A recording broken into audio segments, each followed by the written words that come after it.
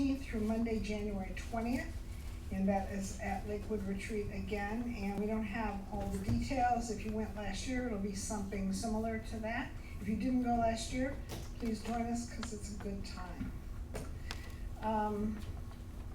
Havdalah and game night is Saturday, November 16th at 7 p.m. And while you're there, you can say a word for Gary and I, because we will be flying over the Atlantic Ocean for the first time in my life, and I'm really kind of not sure about that.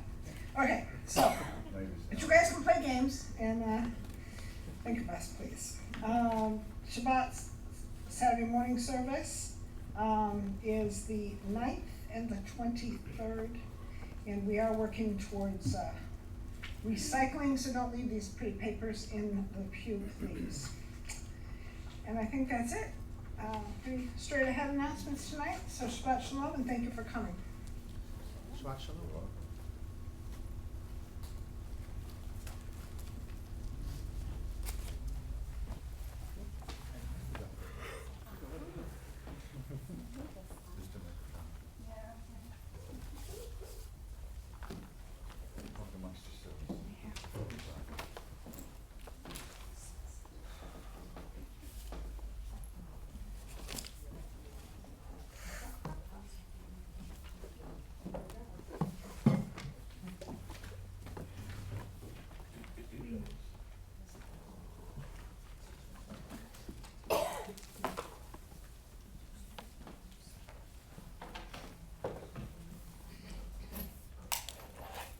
Yeah, I went to turn on my microphone, only to discover it wasn't where it's supposed to be. Actually, it was where it was supposed to be. And I reminded Jenny to make sure she had her microphone, and she did. And I didn't.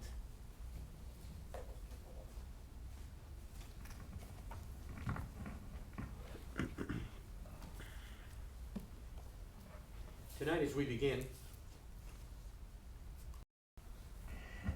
with the Shamru, pages 8 to 11. Tonight's a night that you will find in our parashah that there's an emphasis on a covenant. The Shamru reminds us as we respond that Shabbat is the sign of another covenant. And it's a reminder, therefore, that in that covenant relationship, God has made us his people, and he is committed to being our God. And every Shabbat, we remind ourselves of that, and remind ourselves of the faithfulness of the God of the covenant. Pages 8 to 11. Jenny leads, we respond.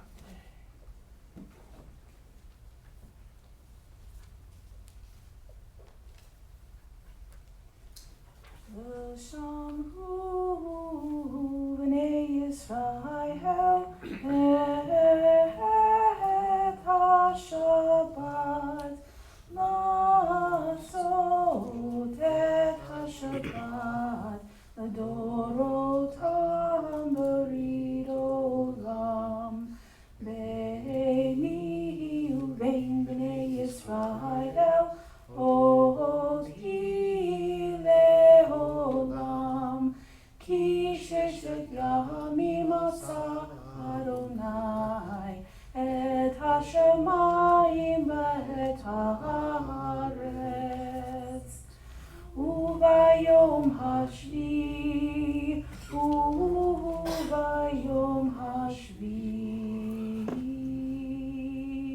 שבת וינפש.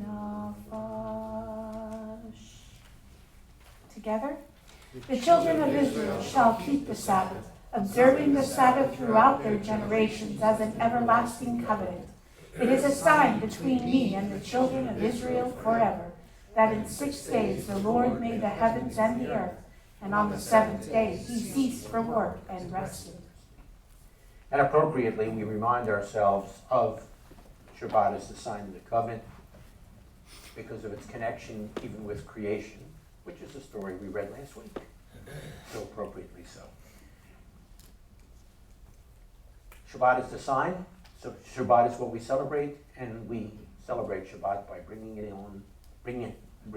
it in for ourselves with the lighting of the Shabbat lights.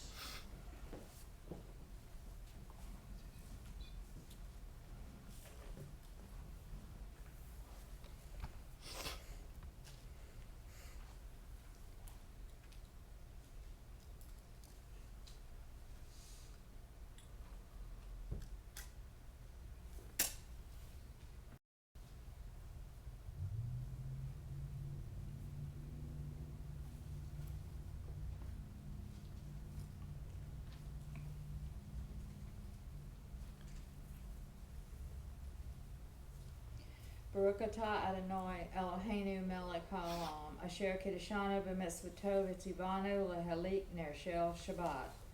Blessed are you, O Lord our God, King of the universe, who has set us apart by your commandments and commanded us to light the candles for the Sabbath. Baruch atah Adonai Eloheinu melech haolam, asher kiddushanu b'mitzvoto v'tzivanu lahayot or lagoyim, Banantan lanu Yeshua Mitzukenu ha-olah olam. Blessed are you, O Lord our God, ruler of the universe, who sanctified us by your commandments and commanded us to be a light for the nations and gave us Yeshua, our Messiah, the light of the world. Shabbat Shalom. Shabbat Shalom. Or Tehillah. Our Tehillah Abrit Chadash portion this evening is the bottom of pages 136 and 137.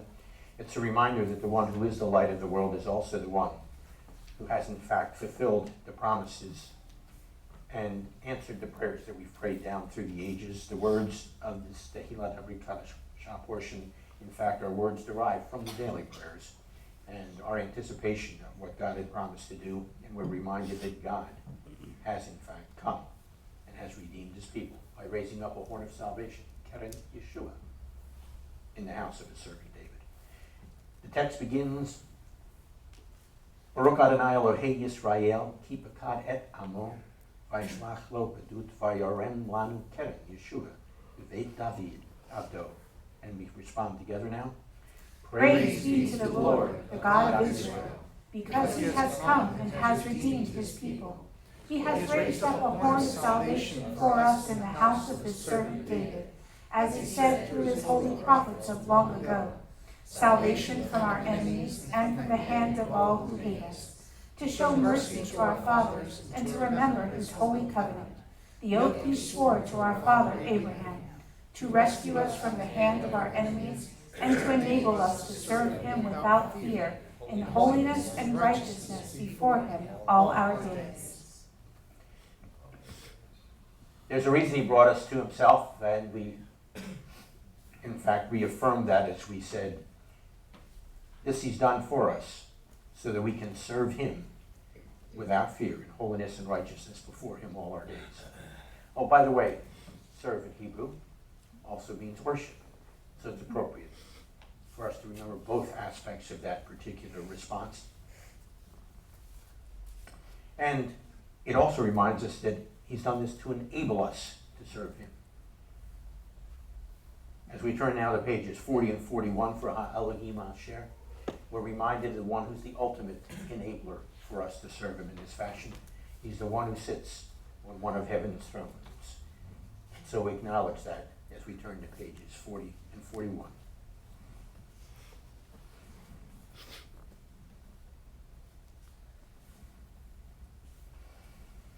Ha-Elohim asher diber mikadem pamim rabot u'dirachim rabot el havot beyad haneviim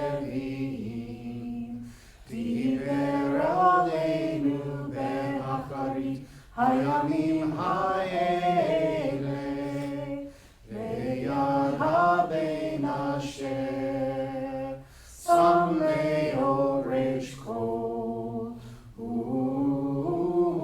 Yado, Gamasa et haolamim, Uzohar kevodo, Betzelem masmuto, Venosei kol bivaro, Rahavura, Ulachar she'asa, Tihur katayim, Yashav lemin, Abdullah.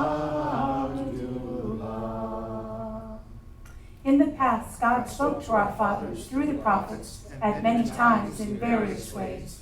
But now, in the end of days, he has spoken to us by the Messiah, his Son, whom he appointed the heir of all things, and through whom he made the universe. The Son is the full radiance of God's glory and the flawless manifestation of his reality. He sustains all things by his powerful word. After he made atonement for sins, he sat down in the place of authority, beside the majesty in heaven. True and firm, established and lasting, right and faithful, loved and treasured, desired and pleasant, feared and mighty, ordered and acceptable, good and beautiful is this word to us forever and ever. We've started our response of praising him, thanking him for what he has done for us. We continue that response on pages 156 and 157 with Sephardi Kaddish. And as we do so, we remind ourselves of the graciousness of our God, even in times of sorrow. So if any of you are, like some of us, remembering lost loved ones at this particular time, we invite you to stand and remind yourselves that even in these kind of times, we remember our God who reaches out to us. And ultimately, the reminder that he will reach out to us is this: Messiah will return. And that's what we anticipate as well, in the words of Sephardi Kaddish, pages 156 and 157.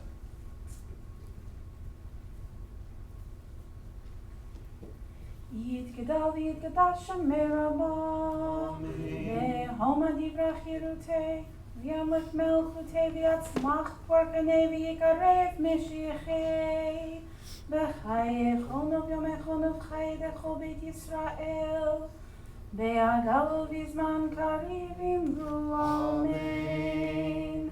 יהי שמי רבה מבורך, לעולם עולם לעולמי יתברך. יהי שמי רבה מבורך, לעולם עולם לעולמי יתברך. וישתבח ויפאר ויתרומם ויתנשא, ויתהדר ויתעלה ויתהלל, שמי לקודש הבריחו. לעילה מן כל ברכתה, וישרתה תושבחתה לנחמתה, דאמר ים בעלמא ואמרו אמן. יהי שמרה למין שמיה, וחיים טובים עלינו, ועל כל ישראל ואמרו אמן. עושה שלום במרמיו, ויעשה שלום עלינו, ועל כל ישראל ואמרו amen. Glorified and sanctified be his great name in the world which is created according to his will. May he bring about the reign of his kingdom and cause his salvation to sprout and bring near his Messiah in your lifetime and in your days, and in the life of all the house of Israel, speedily, yes, soon, and let us say, Amen. May his great name be blessed forever and forever, eternally. Blessed and praised, glorified and exalted, extolled and honored, adored and lauded be the name of the Holy One, who is high above, far above all blessings and hymns, and praises and consolations which are spoken in the world, and say, Amen. May there be great peace from heaven, and good life for us and for all Israel, and say, Amen. He who makes peace in the heavenly realms, may he make peace for us and for all Israel, and let us say, Amen. We invite the rest of you now to join us in standing as we all turn and face Jerusalem, the direction of the ark. For our Amida portion tonight, it's paragraph 6, pages 76 to 79. It's a reminder that as we go forth in serving him, he is the one who is there as our rock and our shield. And we know that our lives are in his hand. Utilize these words as your response to God at this point. Pages 76 to 79.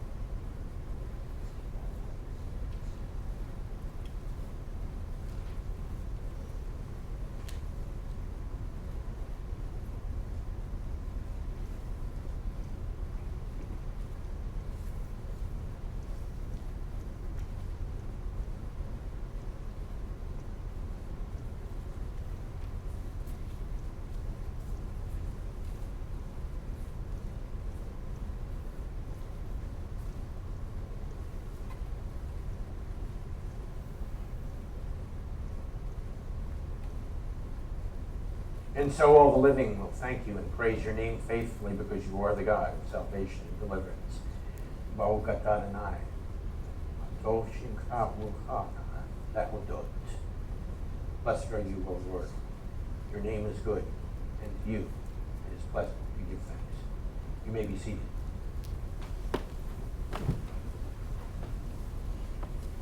We turn back now to pages 42 and 43, beginning at the top of those pages, for Emet Elohei Olam, which is a reminder that the God of the world is our King, but the Rock of Jacob is, in fact, the shield of our salvation, as we, in fact, just affirmed. So we remind ourselves yet again. And drawing on that, we respond, and we'll do so responsively. The first 4 paragraphs of pages 42 and 43.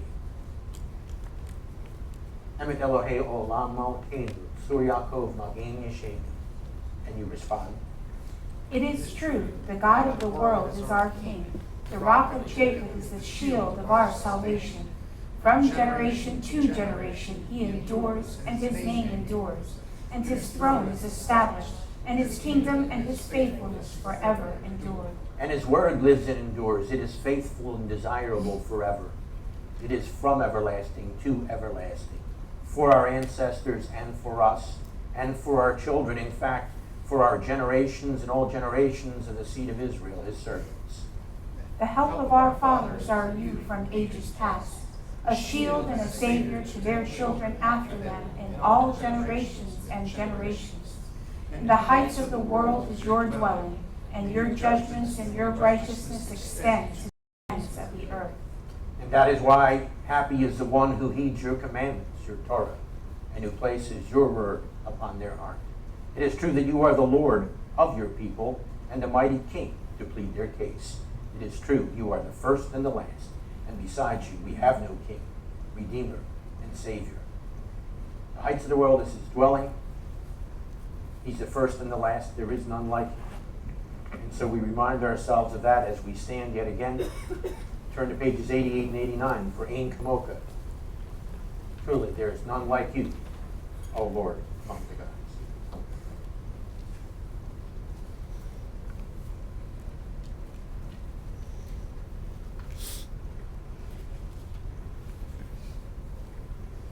Ein chamocha v'Elohim Adonai, v'ein k'maasecha, malchutcha malchut olamim, u'memshalcha b'kol dor, b'kol dor v'dor. Adonai melech, Adonai malach, Adonai yimalot le'olam va'ed, Adonai oz le'mo yitain, Adonai yivarech et amo b'shalom. Together, there is none like you among the gods, my Lord, and there is nothing that compares to your deeds. Your kingdom is a kingdom that endures for all eternity, and your sovereignty extends throughout all generations. The Lord reigns, the Lord has reigned, the Lord shall reign throughout eternity. The Lord will bless his people with peace. His kingdom endures for all eternity and should extend throughout all generations, including ours, and should extend through our lives, which is what we now affirm as we respond on pages 34 to 39 with the Shema. Facing Jerusalem yet again.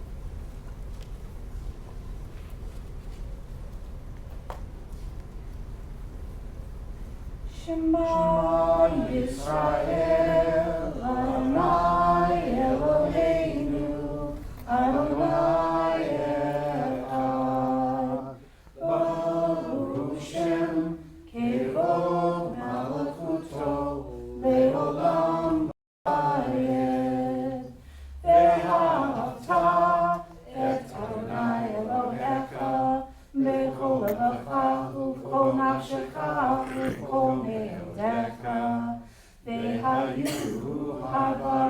האלה, אשר אלוקים זכינו מלבביך, ושיננתם לבניך, ודיברת בם, בשבתך בביתך, ובלכתך בדרך, ושכתך ובקומך, ושרתם להיות על ידיך, והיו לטוטפות בעיניך, ובלתם על מזוזות ביתך, ובשעריך. Hear, O Israel, the Lord is our God, the Lord alone. Blessed be he whose glorious kingdom is eternal. Love the Lord your God with all your heart, and with all your life, and with all your strength. These commandments that I give you today are to be on your hearts. Impress them on your children. Talk about them when you sit at home and when you walk along the road, when you lie down and when you get up. Tie them as reminders on your hands and bind them on your foreheads. Write them on the door frames of your houses and on your gates. That reality which we have affirmed for ourselves will in fact be the reality that will go forth throughout the entire world. As Vayi Ben Sora reminds us on pages 88 and 89, there will come a time when the word of the Lord will proceed from Jerusalem and the Torah from Mount Zion. Pages 88 and 89 is that response.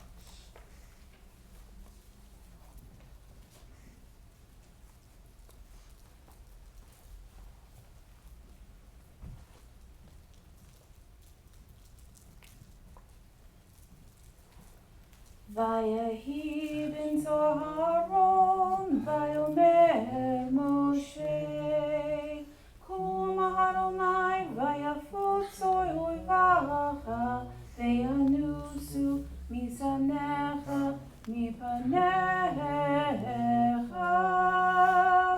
כי מציון תצא תורה כי מציון תצא תורה ודבר אדוני מירושלים ברוך שנתן תורה תורה ברוך שנתן תורה תורה לעמו ישראל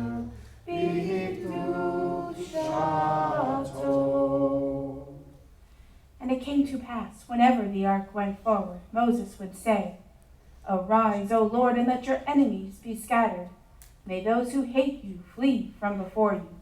For from Zion shall go forth the Torah, and the word of the Lord out of Jerusalem. Blessed be he who in holiness gave the Torah to his people Israel. He gave to us the Torah, and we need to respond. Then the response, you will notice in the bulletin, is now twofold. It is page 133, followed by the insert. The insert, by the way, is taken from the Simchat Torah service, so you may recognize it from there. We will do both as we are accustomed to doing it, responsively. And as I pointed out before, I will remind you the Torah is taking a slightly different direction, so please wait till it comes to you. It will come to you. So be patient. When God reaches out with his word, he reaches out to all of us in due time and in good time. Page 133. The ark now unveils its treasure. To our eyes and minds and hearts. Inside, the scroll of Torah stands. It stands there with all its richness and wisdom. As we listen, voices speak, voices of our ancestors. Abraham, Isaac, and Jacob, Joseph, and Moses. O God, they bring us your instructions for us. Sarah, Rebecca, Rachel, and Leah, and Miriam speak to us as well. O God, they move us to respond to your promises to us. We are grateful for your words, the words of Torah. Hear, O Israel, the Lord calls. We will hear your words that we may learn them, love them, live them. What does the Lord require of you? To fear him, love him, serve him, and walk in all his ways.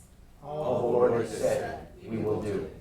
The Torah of the Lord is perfect, restoring the soul. The teaching of the Lord is sure, making wise the simple. The precepts of the Lord are right, rejoicing the heart. The commandment of the Lord is pure, enlightening the eyes.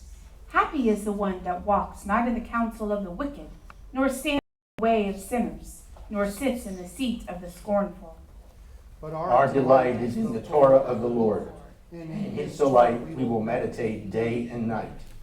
We shall be like a tree planted by streams of waters that brings forth its fruit in its season, Whose leaf does not wither, and in whatever we do we shall prosper. A new heart also will I give you, and a new spirit will I put within you. For my ordinances which I command you are not too difficult for you, neither are they far off. Do we make the Torah void through faith? Not at all. We establish Torah. So then the Torah is holy, and the commandment is holy, just, and good. That the righteous requirement of the Torah might be fully met in us, who do not live according to our evil inclinations, but according to the Ruach Hashem. The day will come when my Torah will flow from Zion, and the Lord from Jerusalem.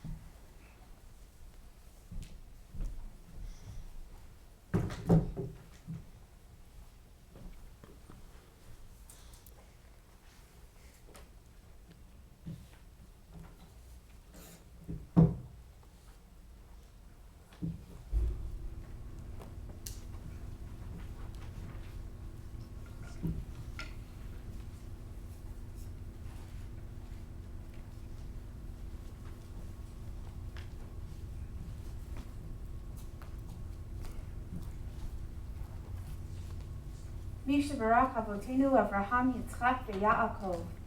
He who blessed our fathers, Abraham, Isaac, and Jacob, may he bless Rabbi John. May he bless Celia. May he bless Kat. May he bless Alex, who have come up to honor God and the Torah. May the Holy One bless them and their families, and send blessing and prosperity on all the work of their hands. Baruch hu et Adonai HaMavorach. Baruch Adonai HaMorach Le'olam Va'ed. Baruch atah Adonai Eloheinu melech haolam asher bachar banu mikol ha'amim v'natan lanu et Torato. Baruch atah Adonai noten ha'Torah. Amen. Bless the Lord who is blessed. Bless the Lord who is blessed forever and ever. Blessed are you, Lord our God, ruler of the universe, who chose us from all peoples and gave to us the Torah. Blessed are you, Lord, giver of the Torah.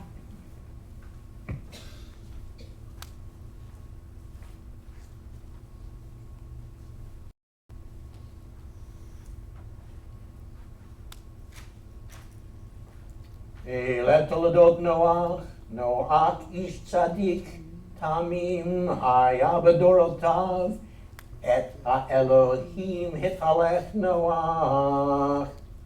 You may be seated.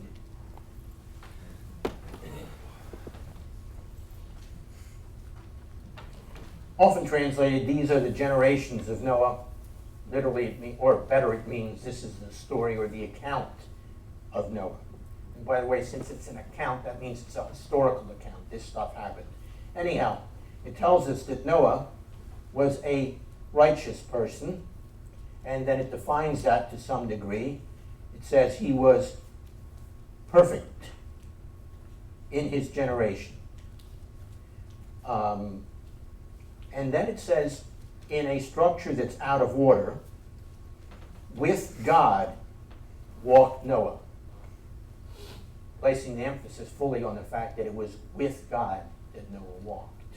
A couple quick reflections here. Tamim, interesting term. It's a term that's later applied in a slightly different form with the same word, ishtam, tamim, to Jacob. because Noah walked, and then Tamim is further defined. What does it mean to be this? You walk with God. So what is true here of Noah, when the term is used of Jacob later, it also means the same thing of him. He also walked with God. Helpful to remember that when we read that story. And because of this relationship of walking with God, God entered into a relationship with Noah. In fact, he made a covenant or contract with him. Oh, by the way, he did the same for Jacob too, you will recall. And that covenant, appropriately, having just come out of the creation story, that covenant was made with all of God's creation. Far more to this story, but I'll leave it at that. But I'm not going to leave you at that. You know the routine. Open the bulletin. First inside page. Are you ready to read? Now listen, you guys got it easy. Those up here, they got to read from the scroll. Ready? Eleh Toledot Noach Ish Tzadik Tamim Haya Bedorotav Et HaElohim Hit Aleh Noach. Very well done. And now do follow the pattern that's there. Remember to walk with God.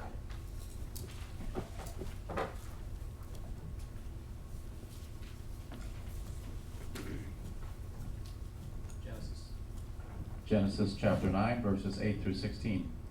God spoke to Noah and his sons with him. He said, "As for me, I am herewith establishing my covenant with you, with your descendants after you, and with every living creature that is with you, the birds, the livestock, and every wild animal with you, all going out of the ark, every animal on earth. I will establish my covenant with you, that never again will all living beings be destroyed by the waters of a flood, and there will never again be a flood to destroy the earth." God added, "Here is the sign of the covenant I am making between myself and you and every living creature with you, for all generations to come. I am putting my rainbow in the cloud. It will be there as a sign of the covenant between myself and the earth. I bring clouds over the earth, and the rainbow is seen in the cloud. I will remember my covenant, which is between myself and you, and every living creature of any kind, and the water will never again become a flood to destroy all living beings. The rainbow will be in the cloud, so that when I look at it, I will remember the everlasting covenant between God and every living creature of any kind on the earth." So when you see the rainbow, now remember the rainbow.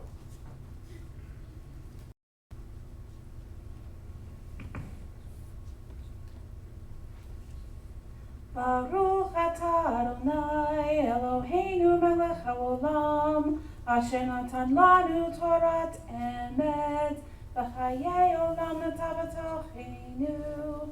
Baruch atah Adonai noten haTorah. Amen. Blessed are you, Lord our God, ruler of the universe, who gave us the Torah of truth and life everlasting, planted in our midst. Blessed are you, Lord, giver of the Torah. Last week God spoke and the universe came into being. God speaks again in this particular parsha. He speaks to Noah. He intends to speak to us as he spoke at Mount Sinai, an event which we now affirm we are part of as we stand and we respond with V'zot HaTorah. These are the words, O God, that you've given to our ancestors. You've given them to us as well. Pages 98 and 99, transliteration should you need it. Page 95.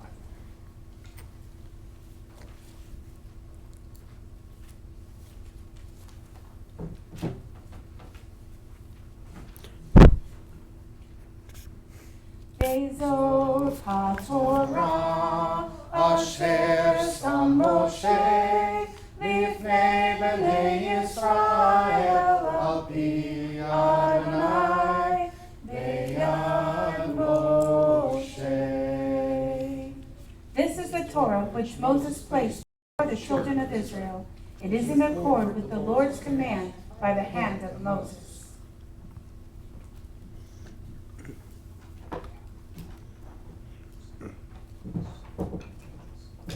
You may be seated.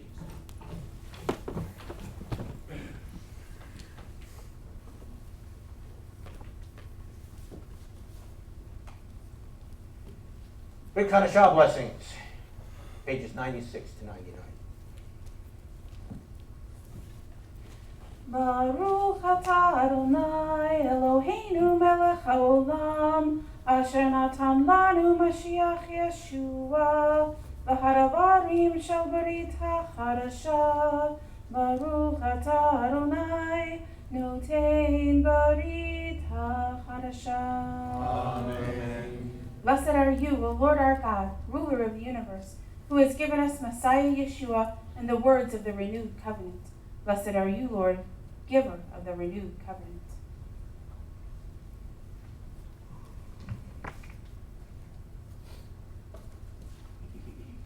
Acts 15, 12 to 21. The whole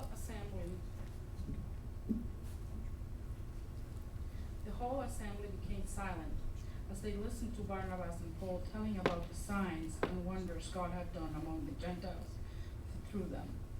When they finished, James spoke up. Brothers, he said, listen to me. Simon has described to us how God first intervened to choose a people for his name from the Gentiles. The words of the prophets are in agreement with this, as it is written, after this I will return and rebuild David's fallen tent. Its ruins I will rebuild, and I will restore it, that the rest of mankind may seek the Lord, even all the Gentiles who bear my name, says the Lord, who does these things, things known from long ago. It is my judgment, therefore, that we should not make it difficult for the Gentiles who are turning to God. Instead, we should write to them, telling them to abstain from the food polluted by idols, from sexual immorality, from the meat of strangled animals, and from blood. For the law of Moses has been preached in every city from the earliest times, and it is read in the synagogues on every Sabbath.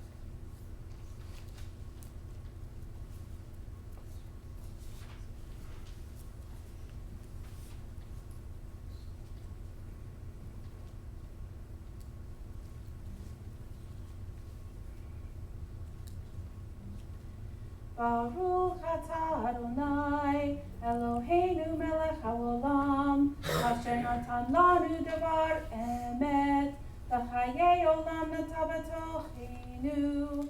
Baruch atah Adonai notein berit hachadasha. Amen.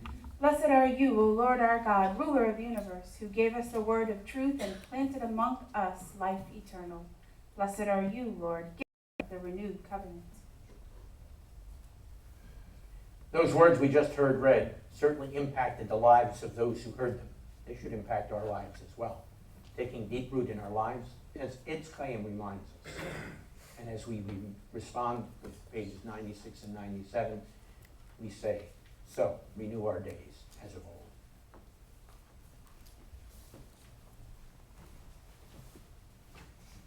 Etz Chaim lama tazikim ba v'tocheha merushai deracheha darchei Noam v'chol nativoteha Hashivenu Adonai Elecha V'nashuva Chadesh Yameinu Chadesh Yameinu K'kerem Hashivenu Adonai Elecha V'nashuva Chadesh Yameinu Chadesh Yameinu K'kerem. A tree of life it is to those who take hold of it, and happy are those who support it. Its ways are ways of pleasantness, and all its paths are peace. Turn us, Lord, to you, and let us return. Renew our days as of old.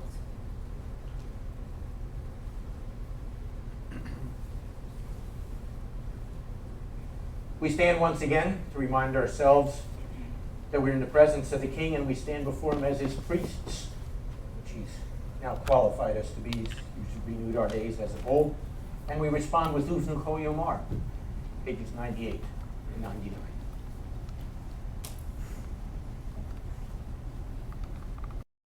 Uvnecho Yomar Shuva, Adonai Rivavot Alfei Yisrael. When the ark rested, Moses would say, Return, O Lord, to the myriads of Israel's families. Arise, O Lord, to your resting place, you and your mighty ark. Clothe your priests with righteousness. May those who have experienced your faithful love shout for joy. For the sake of your servant David, don't delay the return of your Messiah. Ba'avor David Avdecha. Al Teshev Hanei Mishachecha. Tilakach Tov Natati Lachem Torati Al Ta'azovu. I give you good instruction. Do not forsake my Torah. As we greet one another Up here, please feel free to greet one another down there. That's not placing us in a level higher than you, just in case you're wondering.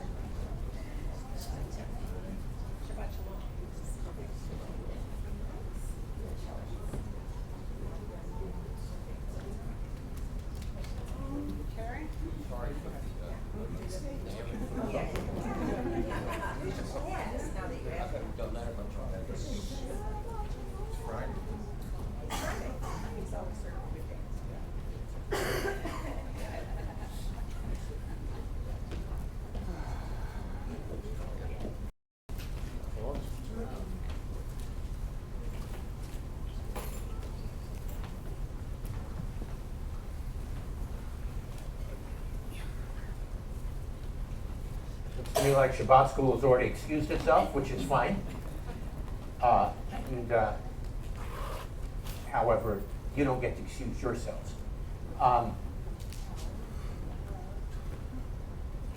One more hug going down, and then we're ready. And there's always room for one more hug.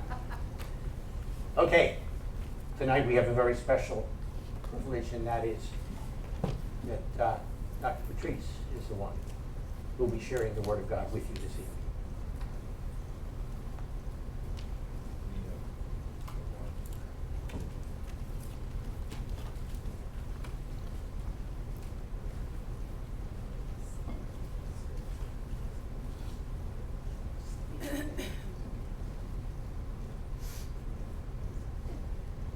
Good evening. Hi, good evening, Shabbat Shalom. So this is one of those times where I keep making these statements that these were designed for men, that women do not always have waistbands or belts, and this would be one of those nights. So there needs to be design upgrades to all microphone systems that don't allow for anybody to use a microphone. What a concept. Possibly they'll be overpriced for the first 20 years of their existence. Hang on, I don't think it's getting me. Well, tonight, you and I have the privilege of going over the past. You know, I think if we did an informal survey of all of us and even children today, we would say, if you had a number one thing that you studied in Shabbat school or Sunday school, whatever they called it, where you grew up, number one story, you had it over and over and over again, Noah. How many think that? Probably so. No matter Christian, Jewish, doesn't matter. It's so popular. It's so, it's just that way things go. Number two, my daughter would insist is Adam and Eve.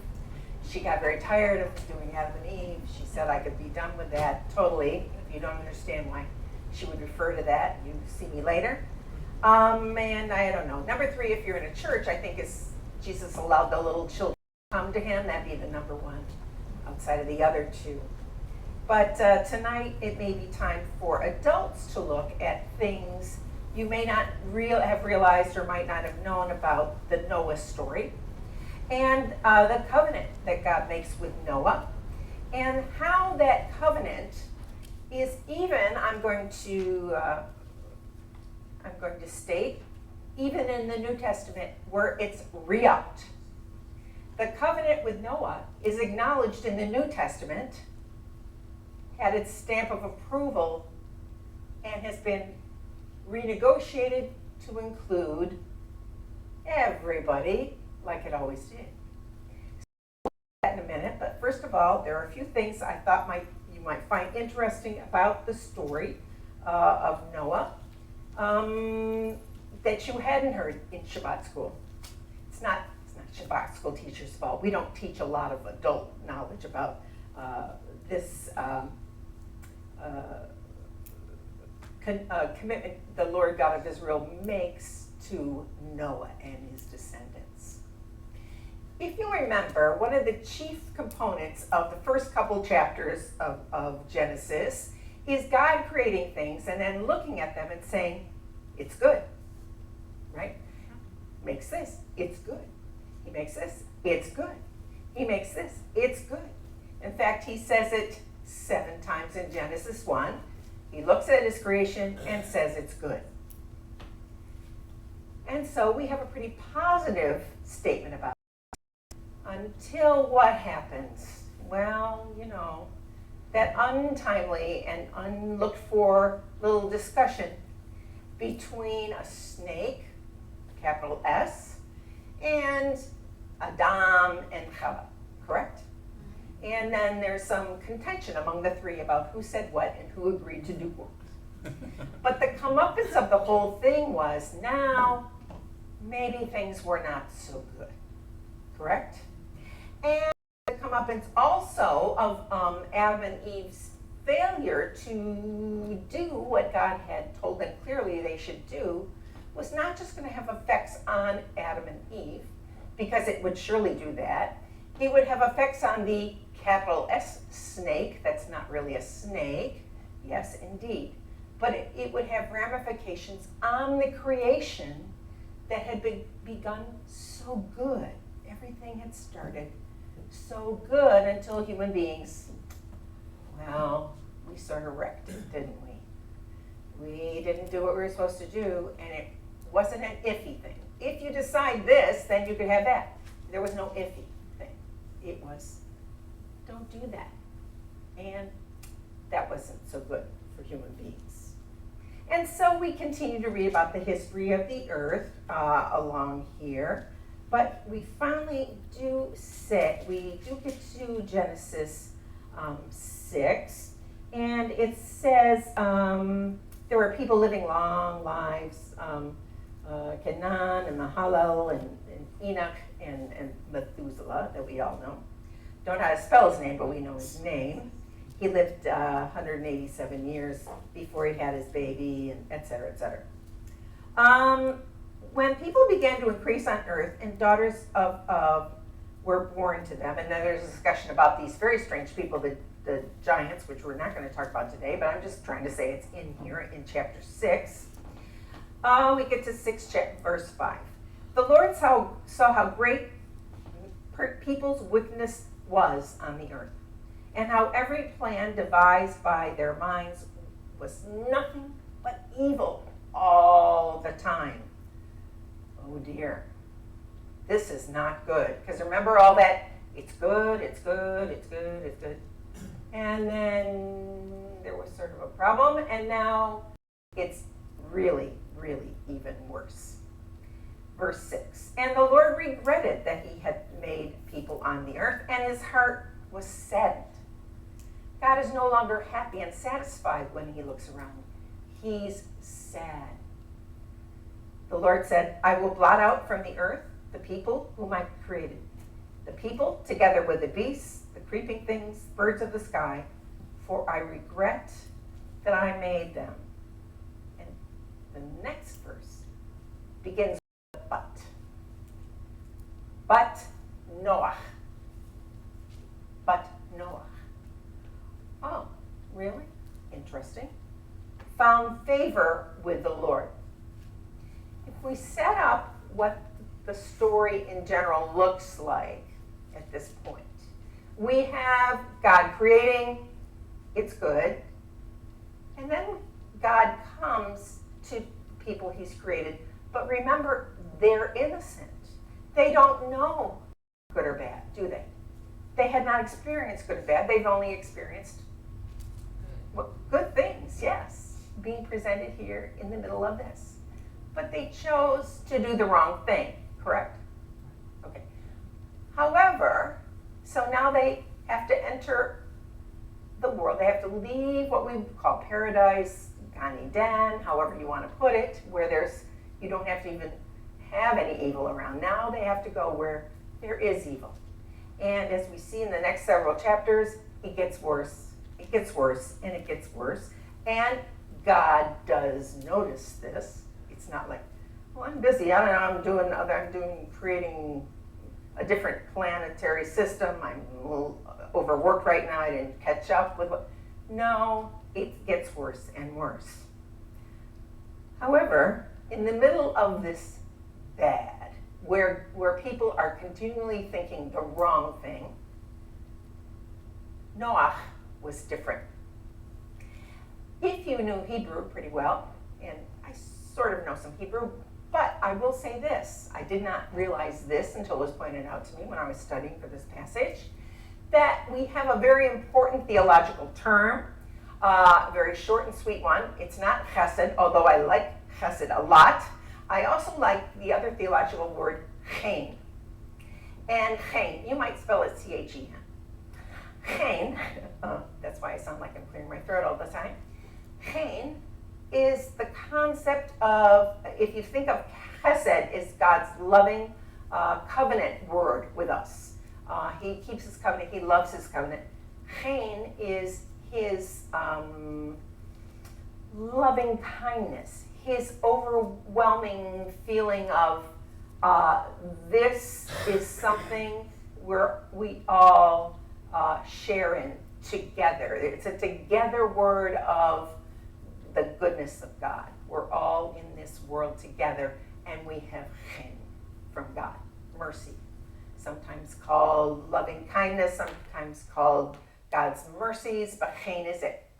And it has two letters in it, ch and a un.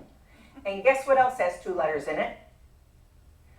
Noach, when the two letters are flipped, is chen backwards.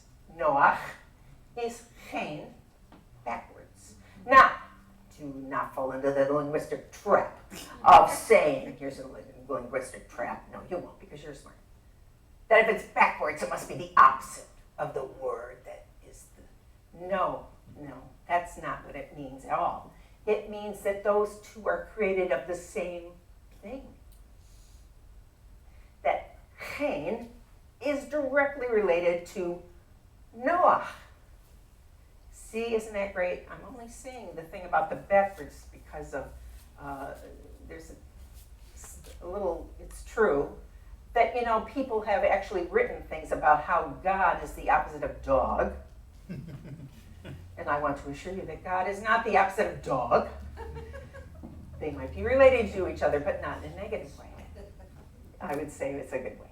And we have the same here. I think it's a play on a simple word.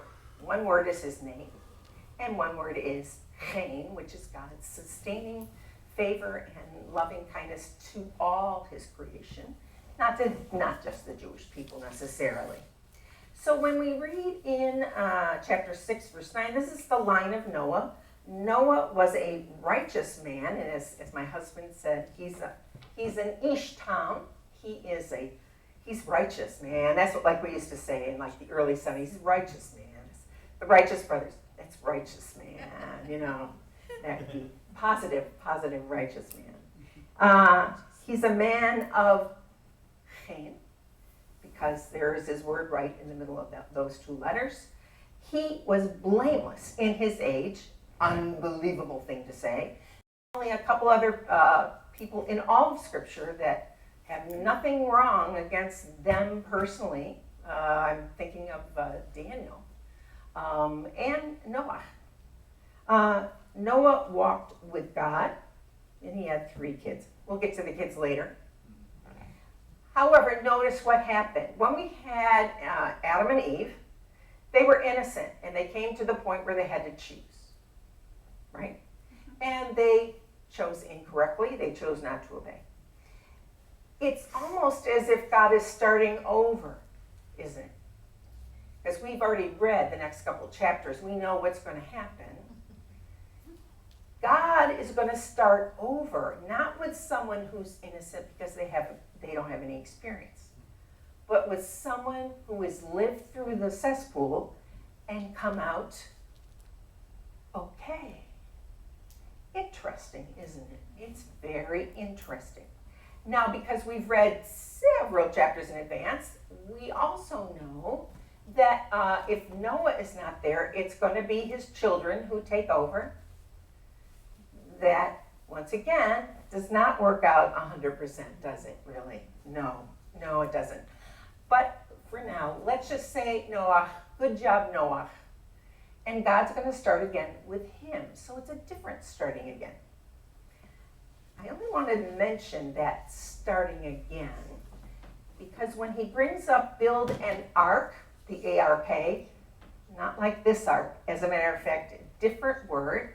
The only other time this word for ark that's here in Genesis 6 is used, the only other time in Scripture it's used, is used in Exodus 2, where in a basket floating down the Nile among the reeds, there is a baby in an ark, it says. Translators made that into a basket.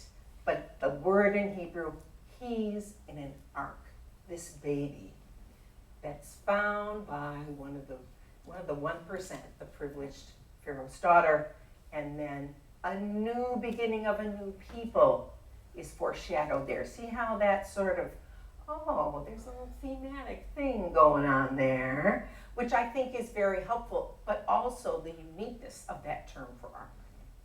I could go into a lot of things about what we think we know about Noah's Ark. Don't have time. Tick-tock.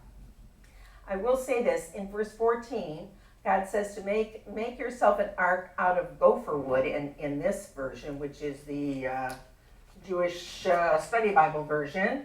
The actual Hebrew word there is shittim. But trust me when I'm telling you, you can't have 7th graders read that story out loud. And if they say the word shittim, you're not getting them back. They're not coming back. They have to leave class, and the next day maybe they'll still be giggling about it. But it's not gopher wood and has nothing to do with gopher either. No gophers were involved in the making of the gopher. It's more of a cypress related. It's more of an evergreen, more of a pine related thing. But never let the 7th graders read shittim. That would not be good. 17, I'm down to verse 17. For my part, God says, I'm about to bring the flood, which are waters upon the earth, to destroy all flesh under the sky in which there is the breath of life. Everything on earth shall perish, but I will establish my covenant with you, Noah. This is the first time that the word covenant appears in the biblical text. Well, that's also interesting, isn't it? Maybe you picked covenant would be earlier in the text, maybe you picked it would be later in the text, but here's the first covenant writ by name here in Genesis 6. And what does a covenant say? I think it'd be important. You shall enter the ark with your sons, your wife, and your sons' wives. And of all that lives, of all flesh, you shall take 2 into the ark to keep alive with you. They shall be male and female. From birds of every kind, cattle of every kind of creeping thing on earth, 2 of each shall come to you to stay alive. For your part, take everything that is eaten and store it away, to serve as food for you and them. Noah did so, just as God commanded him, so he did. So on this very particular point, or these very particular points, Noah, unlike Adam and Eve, did obey what God said. And, 2 thumbs up once again for Noah. Once again, I'm not going to go into all the reasons for everything, but it turns out later in chapter 7, there's a little more delineation of what's supposed to happen. there's that concept of clean and unclean animals. Well, what does that mean? Where did that come from? I thought that whole concept was with Moses or something. Well, no, it appears here. And somehow Noah understood what clean animals were and what unclean animals were. It has nothing to do with how many bacteria is on them. It has nothing to do whatsoever if they look dirty. It has to do with suitability for, say it after me, people to eat. That's your biblical definition of clean and unclean. So if they're animals that God has said we can eat, they are clean. If they're animals God says we should not eat, they'd be unclean. There's no moral problem with those animals. They can do their own thing. That's not what is the unclean part of them. It has to do with God's decision. And somehow Noah already knows this. It's not news. He said, what? What are you talking about? What are you talking about, God? What's this clean? I washed all my birds. I washed them all. They're all clean. But some of them you shouldn't be eating. No. Yes, I think how that conversation might have gone. And so we do learn indeed about the flood and how long it is and how it does cover the whole earth and how everything that you and I would consider animate life, correct? Sometimes I have to discuss this with language classes because animate, in your and my term, it would be animals and people, correct, together, but not necessarily plants. If you want to discuss plants, I got nothing for you right now, but get back to me. Presumably the plants will come back. Also, I have another little quibble with this. So the water's raining down, it's covering the whole earth. Sea creatures who live in the water shouldn't be affected. I don't know, that's just my little, this is why I should not go into heavy-duty science analysis of the Bible. But I do want to say what happened after the flood. Chapter 8, and when the waters had swelled on the earth 150 days, that's a long time, God remembered Noah. Now, if you've heard me speak before, I love this phrase. God remembered Noah. And please, half of you can say it along with me. This does not mean that God had forgotten about Noah and was letting him float out there on this floating on the, I've been busy over in the solar system. I didn't remember about Noah and his family. What does it mean? Not a thought process. Like, I could have had a V8, as the commercial used to say. That would be, I forgot. Not forgetting. To act. To act in benefit of the person remembered. Are there famous people that God remembered? Yes. I'll only name a few. I could name a few more, but once again, time forbids it. Abraham and Lot in the whole kerfuffle about Sodom and Gomorrah, Sodom and Gomorrah. Abraham is remembered by God because remember, Sodom and Gomorrah are going to be leveled right by it. It seems like an exploding volcano that's going to wipe out those two cities. But God remembered Abraham, and Lot was able to escape. Another famous person that God remembered in the same way, Rachel, who while Leah was having babies, Rachel was childless, correct? So heartbreaking for her. But it says in the text in Genesis, God remembered Rachel, Rachel. He remembered her in that he did something to her benefit. He gave her a baby Joseph. Okay, we can talk about Joseph some other time, just that I remind you. And the very next time, that's outside of the book Genesis, but once again in Exodus 2, which had that reminder of the ark and the baby floating in this ark that becomes a basket in English. I'm not sure why that choice was made.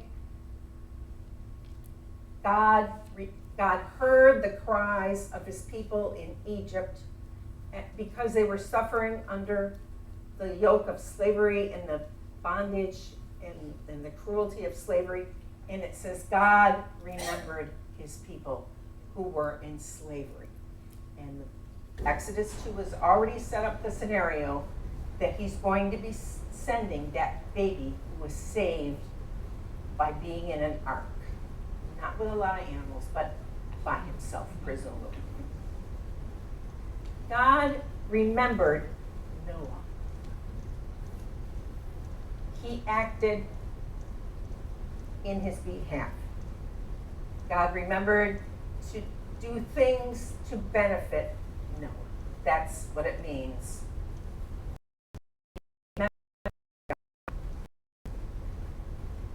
And remember, there was a covenant. God says, I will establish my covenant with you. And as soon as they get out of the ark, there's stories about that. At the end of chapter 8, the first thing he does after he comes out of the ark and his family, the very first thing was Noah built an altar to the Lord, and taking every clean animal and of every clean offerings on the altar.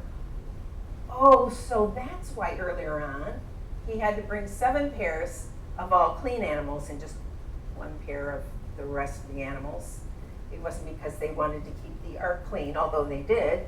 It was because it was already in their minds that sacrifice was going to take the lives of some of the clean animals, but not the unclean animals. In other words, suitable for sacrifice to God means suitable also to be eaten. The Lord smelled the pleasing odor, and the Lord said to himself, never again will I doom the earth because of... Since the devisings of people's minds are evil, neither are you, nor will I ever again destroy every living being, as I have done. We end up with the same scenario. People are, once again, caught up in evil. But God promises never to flood the whole earth the way Noah and his family experienced. And it's not just that. Wait, there's more. 8:22. So long as the earth endures, seed time and harvest, cold and heat, summer and winter, day and night, shall not cease. That's a very nice part of a hymn I really enjoy. But that's not the important part of why that matters. What is this saying? It's saying that the promise to Noah, which God intends to keep, is that the earth will maintain its rotation on its axis, aimed at the same direction as it proceeds around the sun, which means, oops, we're going to wake up tomorrow and it changed to Arctic weather here in Florida.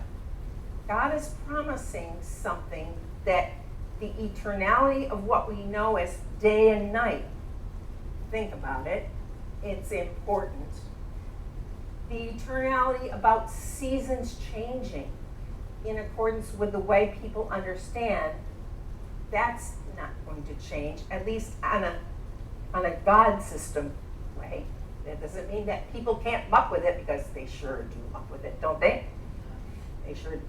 But it means that God's not going to do any of those things that will affect the whole earth, Jews and Gentiles alike. Is that fair enough? It's a worldwide thing. As a matter of fact, the covenant with Noah is with everybody. Because is Noah Jewish? By definition, Virginia's saying she doesn't know. Is Noah Jewish? Who's the first Jew? Come on, you people. I have to have Shabbat school for you guys now. Abraham, right? And is Noah before or after Abraham? Before. Noah's before, correct. Some of you are still afraid to answer. I don't know. We're going to have a theology test here, and pop quiz. You're out. No, we would not do that. I have to say we would not do that, but I'm thinking about it. It's for everybody. This is a worldwide promise. Doesn't matter. Everybody counts. Everybody's in there. We have to wait until we get to Abraham, and then we have some divisions among people. But right now we're just in the people. God says in Genesis 9. God says to Noah, let me read you what some of the, what God says is part of this covenant. God blessed Noah and his sons and said to them, be fertile and increase, fill the earth. This is exactly what he had said to Adam and Eve. The fear and dread of you shall be upon all the beasts of the earth and upon all the birds of the sky. He's giving everything, plants and animals, to humans. Verse 4, but you must not, however, eat flesh with its lifeblood in it. Well, what does that mean? That sounds like very old-timey language. Don't eat meat that has blood in it. Oh, really? Yeah. And who do we say these covenants were for here right now? Everybody down here? That interesting. Okay, I'm going to continue. But for your own lifeblood, I will require a reckoning. I will require it of every beast of people too. I will require a reckoning for human life, for every person, for that of his fellow person. In other words, God is keeping track. If you're an animal, God keeps track of how and why you died. If you're a human being, God keeps track of how and why you died. If you're a human being, God keeps track of if you needlessly kill animals or people. He's keeping track. To me, still in effect. That makes me careful. It makes me extremely careful. Me as a person. Can I just go out and slaughter because I feel like it, because I can do it? Well, no. I mean, am I going to enjoy being called to account and seeing the videotape of everything every time I did that? No, it won't be enjoying. I won't be enjoying that at all for me. This is not Jewish. This is everybody. God's saying this is how important animals and humans are. You can't just kill them because you can.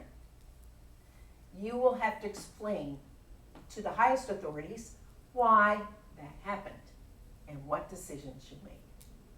I'm just saying, for me, who has no trouble with not wanting to take any lives, yes, sir, I will make sure that I remember that. Verse 6, whoever sheds the blood of man, by man his blood shall be shed. By man, I mean people.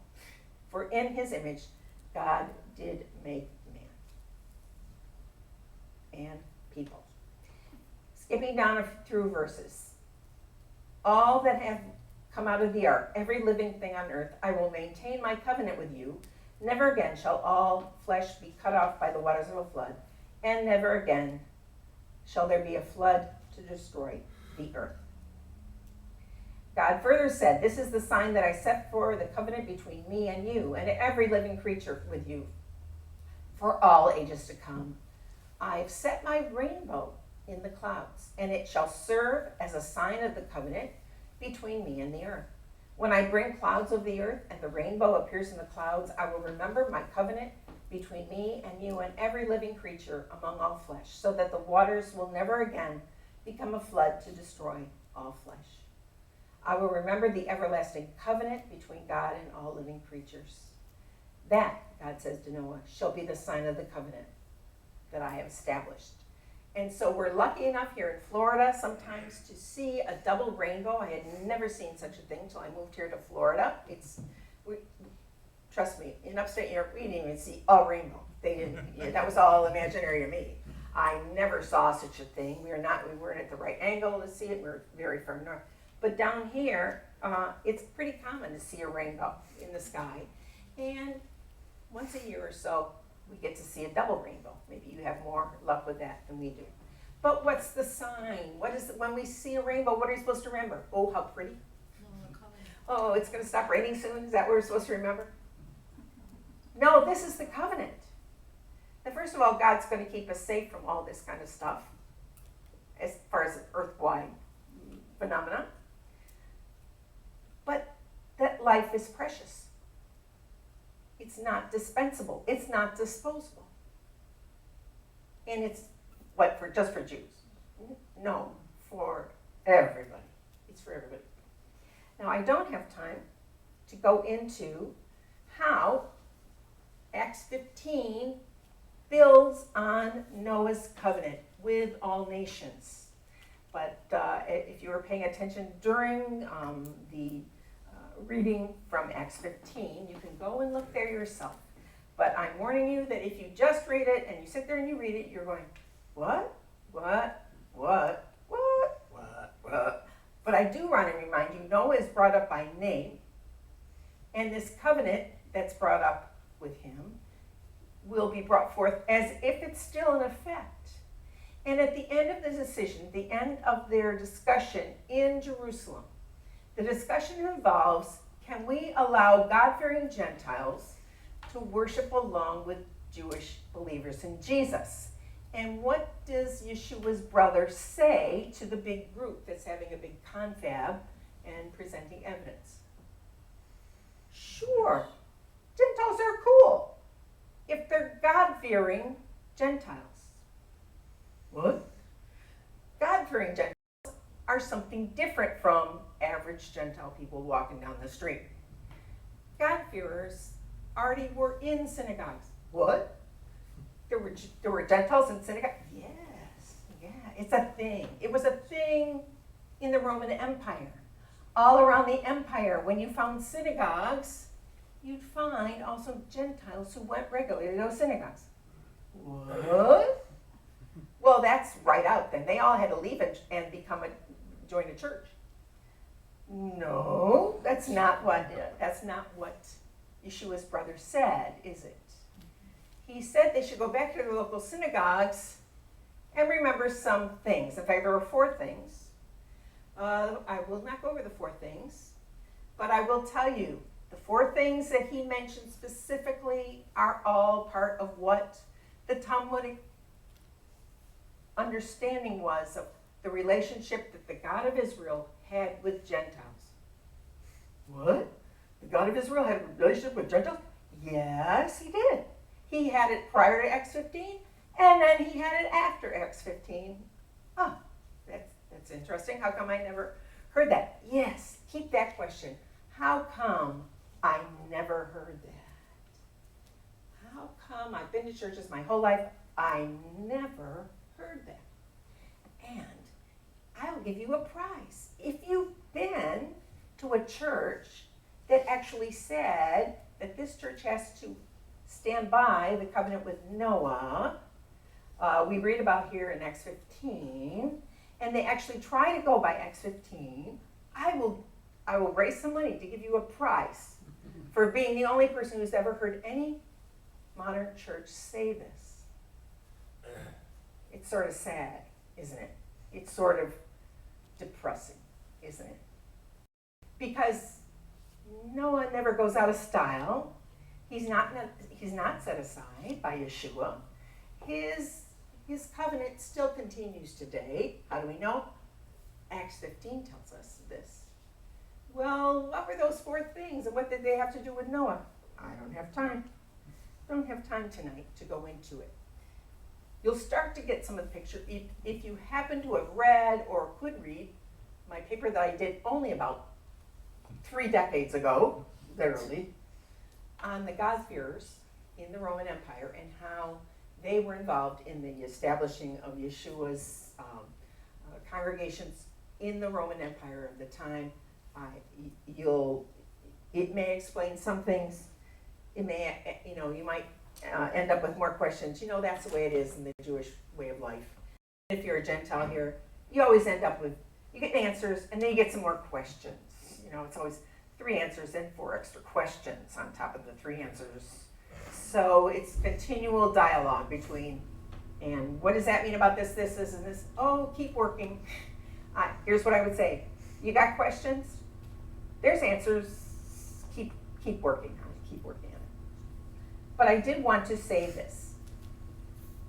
When we get to Acts 15, where Yeshua's brother point blank says,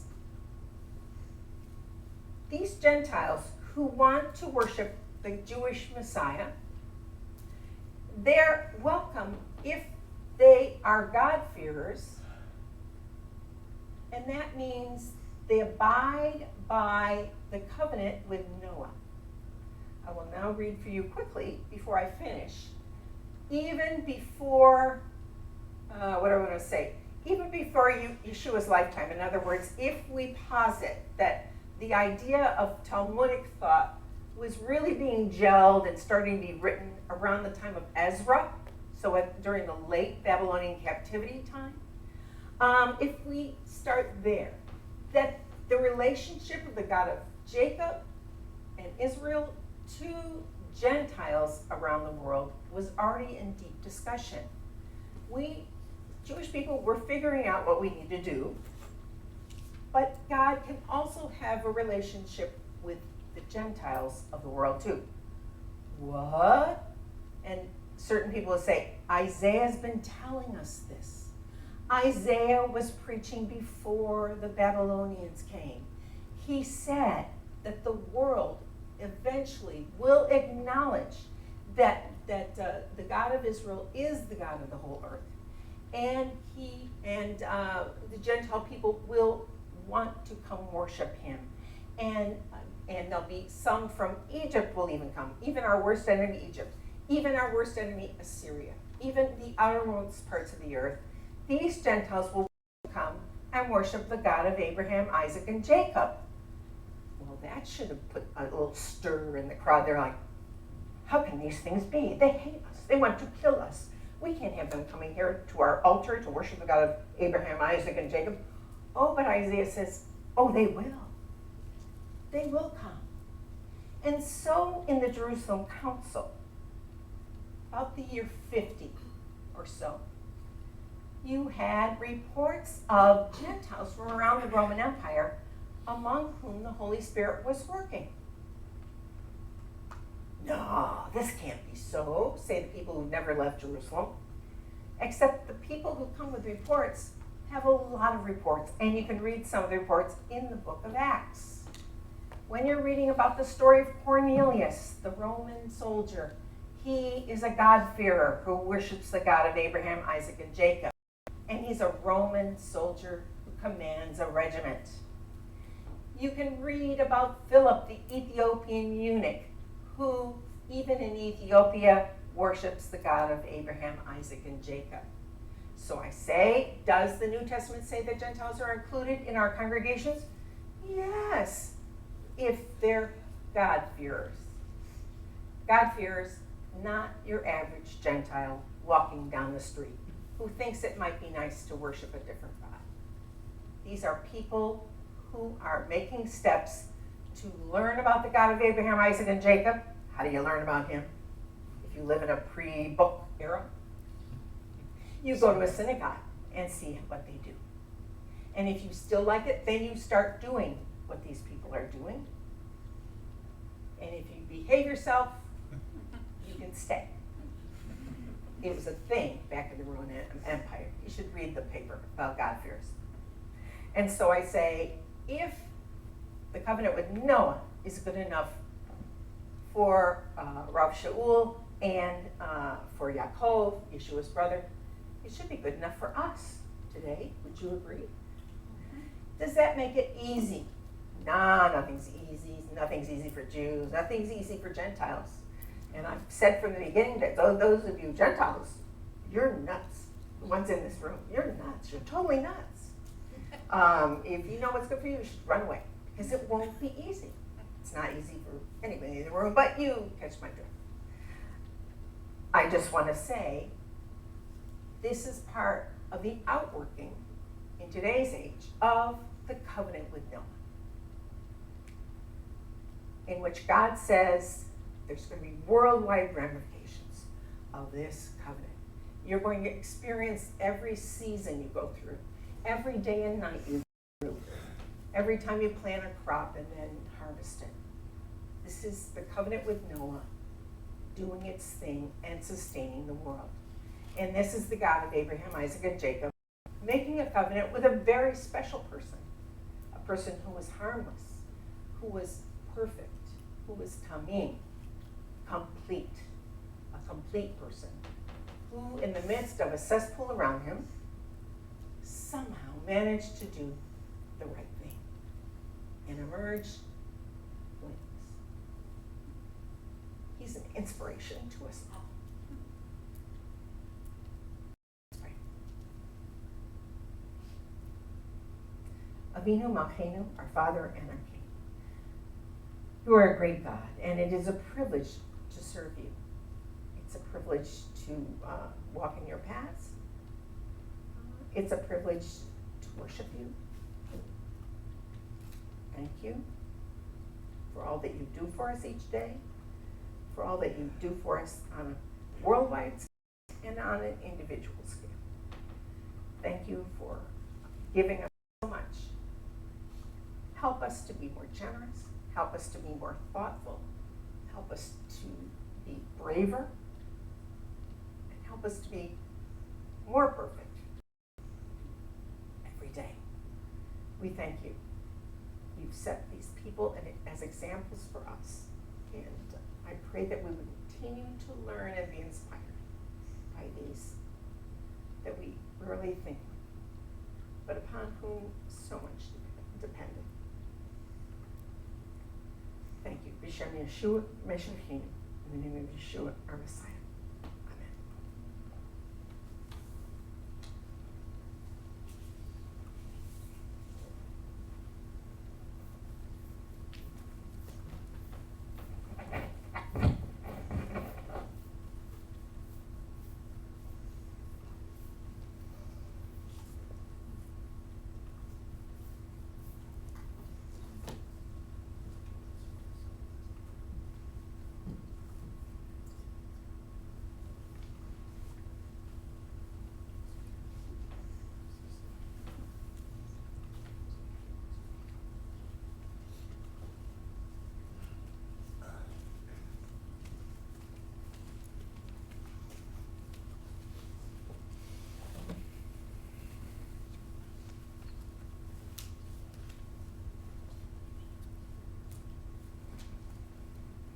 God made a wonderful creation, and guess what? We as humans blew it.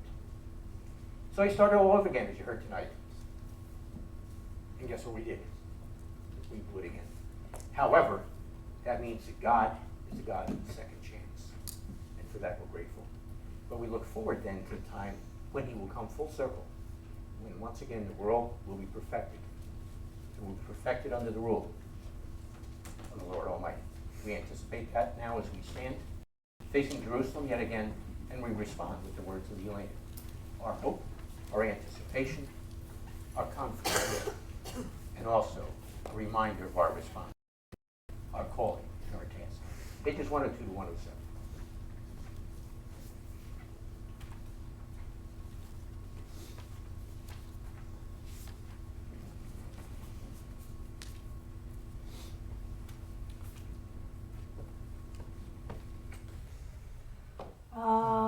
L'shabbat Adon HaKol, Latet Gedula Yosef Bereshit, Shelo Asanu B'goya Haratzot, Velo Samanu K'mishpachot Ha'arama, Shelo Sam Kalpeinu Kahem, V'dor Aleinu Kechal Hamonam, Ve'anachnu Korim, ומשתחווים ומודים לפני מלך מלכי המלכים הקדוש ברוך הוא שהוא נושא שמיים ויוצר הארץ ומושב יקרו בשמיים ממעל ושכינת עוזו וגבי מרומים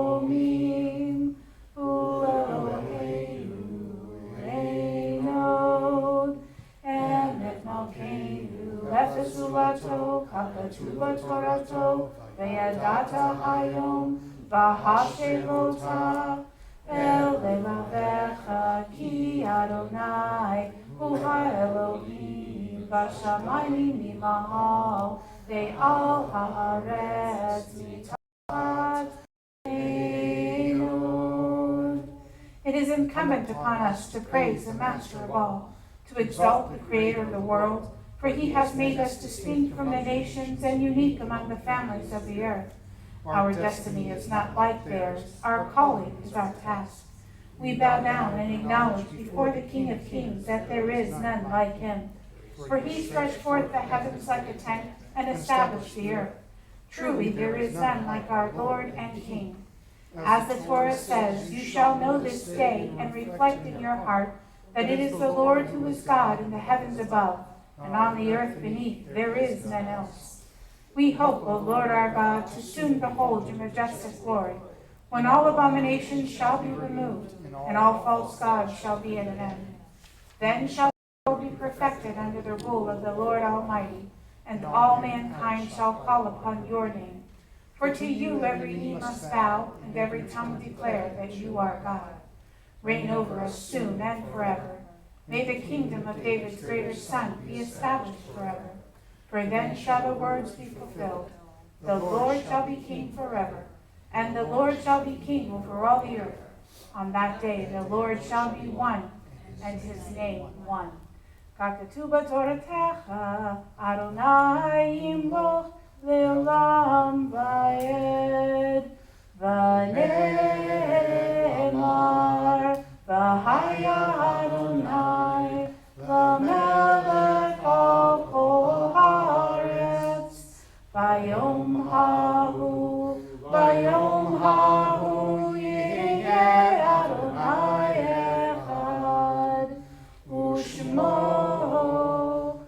echad.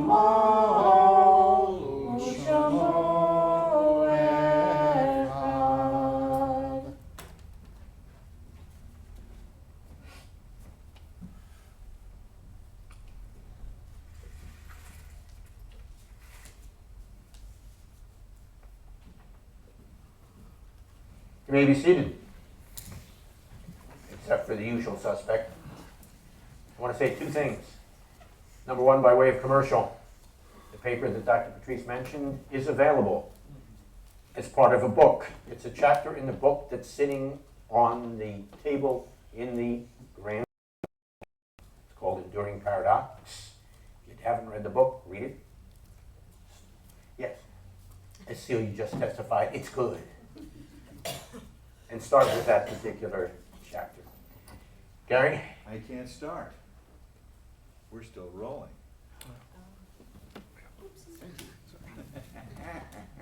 Bye.